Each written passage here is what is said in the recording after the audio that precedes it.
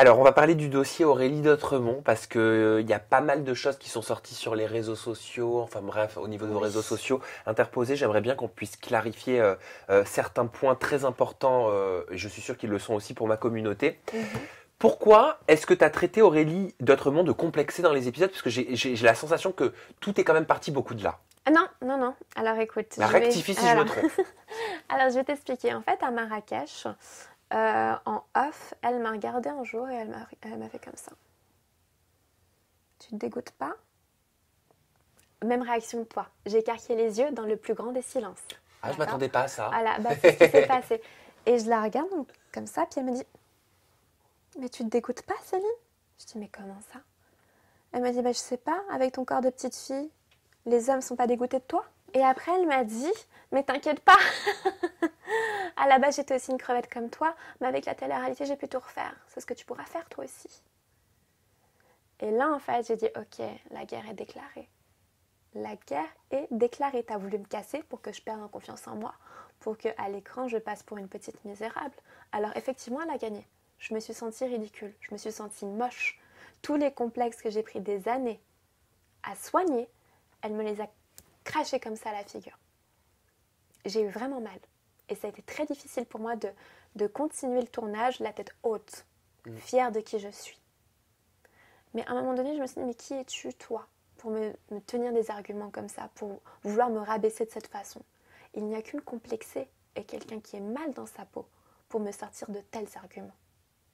Et d'ailleurs, c'est ce qui s'est passé du coup à Miami, quand elle m'a... Parce que ça a été coupé, parce que c'était beaucoup trop violent et on ne peut pas montrer de telles images à un jeune public, où elle me traite de sale pute, voilà, et qu'elle me dit qu'elle va prendre un tabouret et me le péter à la figure. Et en fait, là, je lui ai dit, mais tu es une complexée. Il n'y a qu'une complexée qui peut, voilà, transmettre autant de méchanceté. Tu as un mal-être en toi. Et c'était pas méchant, c'était pas pour la tailler pour son physique, mais elle a réellement un problème psychologique. Tu es choquée. Abasourdie complètement. Pourquoi elle est dans les anges si tu dis qu'elle a un problème psychologique? Mais parce que je pense que la prod ne se rendait pas compte. Je pense que la prod l'a découvert comme moi. Pourquoi ce que tu racontes là, son sale pute et je vais te mettre un tabouret dans la gueule, on l'a pas vu avant que tu dises t'es une complexée? Mais parce que c'est beaucoup trop violent pour le jeune public. C'est pas Oui, mais diffusable. n'as-tu pas la sensation que ça te fait passer toi pour la nana qu'attaque? Alors j'avais peur de ça. Mais en fait, on la voit tellement méchante sur d'autres séquences que le public s'est dit, mais en fait, c'est totalement justifié. Et le public n'est pas bête, n'est pas ignare. Il s'est rendu compte de ça. Il n'y a même pas eu besoin de cette scène pour qu'on se rende compte que c'était mérité, que c'était réel. Tout le Alors monde le pense. là, je vais pas te poser une question, Céline. Je vais juste faire une affirmation parce que ça me tient à cœur pour toutes les jeunes filles qui sont en train de nous regarder, même les jeunes garçons ou même plus âgés.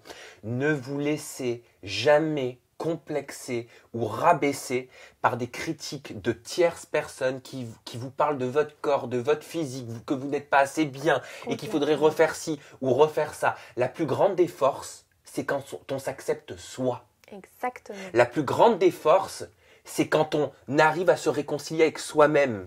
Tu vois? Et surtout, je pense que dans une situation comme celle-là, je veux pas faire le mec qui donne des conseils du tout, hein, mais je pense qu'il faut savoir ne pas en vouloir aussi à la personne, au bourreau, comme on l'appelle, parce que comme tu le dis, le bourreau souvent est lui-même victime, parce qu'il est souvent pas bien lui-même. Complètement. Et pardonner au bourreau, je sais que c'est dur à dire et dur à entendre, mais pardonner, c'est se faire un cadeau à soi aussi.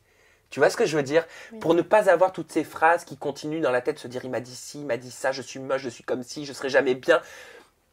Voilà, j'espère que tu comprends ce que je veux dire, j'espère que j'ai réussi à faire passer mon message et c'est super important de le dire, je me Bien sers de ton sûr. histoire pour pouvoir passer ce Mais tu message. as tout à fait raison. Et je pense que la personne qui est le plus malheureuse aujourd'hui, ce n'est pas moi, c'est elle. Et j'en suis désolée pour elle, sincèrement.